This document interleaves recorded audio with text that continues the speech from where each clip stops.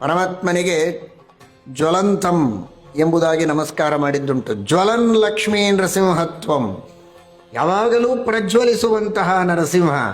ಪ್ರಜ್ವಲಿಸುವ ಪದಾರ್ಥಗಳು ಅಂತ ಪ್ರಪಂಚದೊಳಗೆ ಇವೆ. ಸೂರ್ಯ, ಚಂದ್ರ, ಅಗ್ನಿ ಮೊದಲಾದವುಗಳು ಎಲ್ಲದರಲ್ಲಿ ಅಂತರ್ಯಾಮಿಯಾಗಿದ್ದವ. ಅಷ್ಟು ಪ್ರಜ್ವಲಿಸುವ ನೀನು ಯಾಕಿಷ್ಟು ದಿವಸ ನನ್ನ ಪಾಪಗಳೆಂಬ ಹೊಲಸನ್ನು ನೋಡಿ ಸುಮ್ಮನೆ ಕುಳಿತಿದ್ದೀಯ? ಸುಟ್ಟಾಕವುಗಳನ್ನು.